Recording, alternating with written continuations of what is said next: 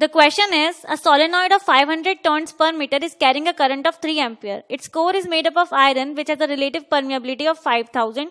Determine the magnitude of magnetic intensity, magnetic field and magnetization. तो सबसे पहले हम क्या कैलकुलेट करेंगे? मैग्नेटिक इंटेंसिटी कैलकुलेट करेंगे, H.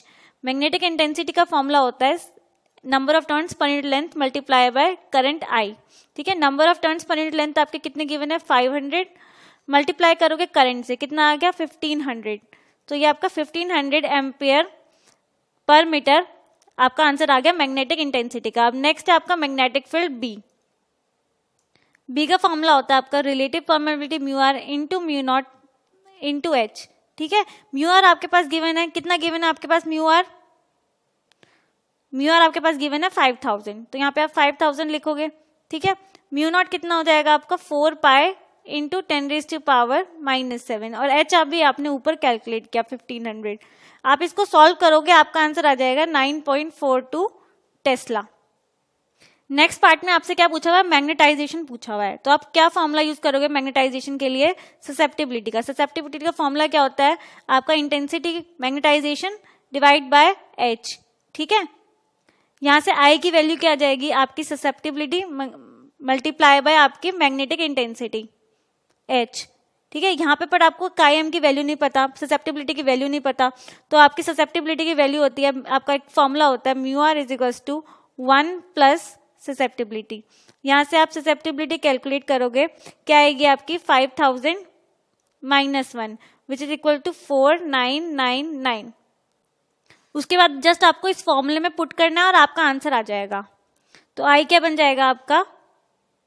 4999 multiply by H which is 1500. तो ये आपका आंसर आ जाएगा 7.49 इंटू 10⁻⁶ एम्पियर मीटर.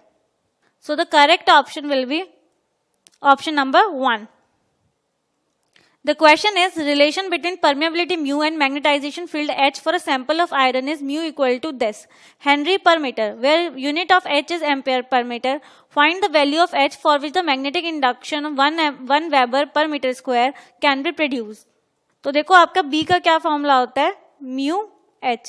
ठीक है, यहाँ पे V आपका क्या दिया? B कितना दिया हुआ? 1 वेबर पर मीटर स्क्वायर. ठीक है, और म्यू का आपका रिलेशन दिया हुआ है, तो उसको हम रख लेते हैं 0.4 divide by H plus 12 into 10⁻⁻⁴ multiply by H. अब आप H को अंदर मल्टीप्लाई करोगे, क्या बनेगा? 0.4 plus 12 into 10⁻⁻⁴ equal to 1 into यहाँ पे H भी आएगा. तो यहाँ से H की वैल्यू क्या आएगी आपकी? अब सबसे पहले तो इसको इधर माइनस करोगे, क्या बनेगा? ये 1 माइनस 0.4 0.6 डिवाइड करोगे आप 12 इंटू 10⁻⁻⁴ से, आपका आंसर आ जाएगा 500 ampere per meter. So the correct option is option number 1. The question is, state whether the statement given below is true or false, giving reason in brief. The product of magnetic susceptibility and absolute temperature T for a paramagnetic substance is constant. It is true. आपका magnetic susceptibility और multiply by temperature ये आपका constant होता है. और in other way आप क्या लिख सकते हो? Susceptibility is inversely proportional to temperature for a paramagnetic substance. So the option number 2 is the right answer. The question is, soft iron used in many part of electrical machines for loss, यानी कि loss of energy जो है वो आपकी कम है. Loss of energy during magnetization, during complete cycle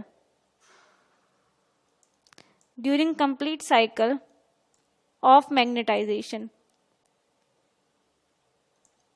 Soft iron के लिए वो क्या है आपका? लेस है.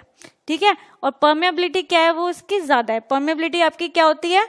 मैग्नेटिक मटेरियल जो है degree to which magnetic material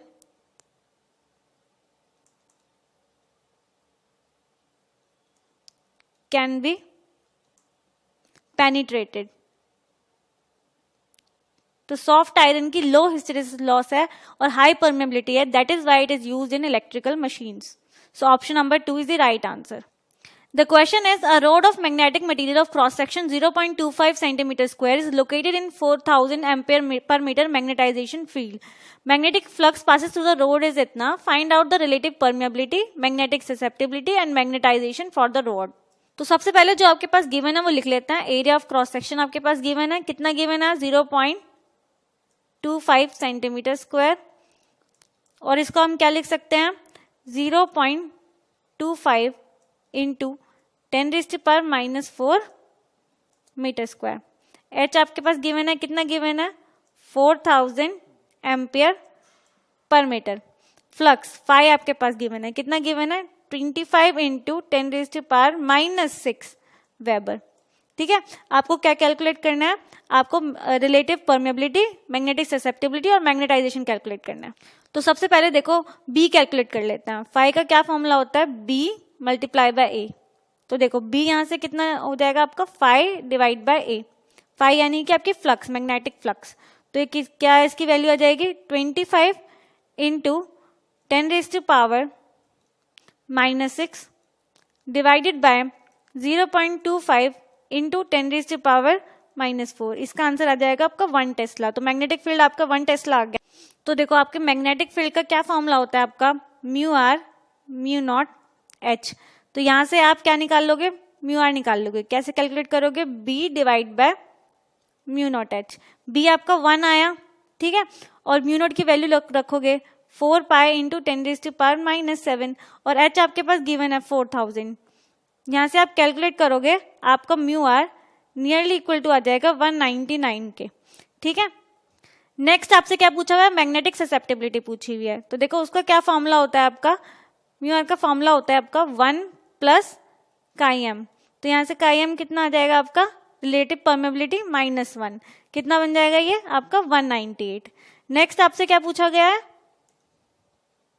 next आपसे मैग्नेटाइजेशन पूछा गया है. तो मैग्नेटाइजेशन का क्या फॉर्मूला होगा आपका? काई एम का फॉर्मूला होता है आपका आई डिवाइड बाय एच. यहां से आपका आई मैग्नेटाइजेशन का क्या फॉर्मूला बन जाएगा आपका? Susceptibility multiply by H. Susceptibility आपके कितने गिवन है? 198. एच आपका 4000 है. इसको आप मल्टीप्लाई करोगे, आपका आंसर बन जाएगा 7.92 into 10⁵. So the correct option will be option number 1.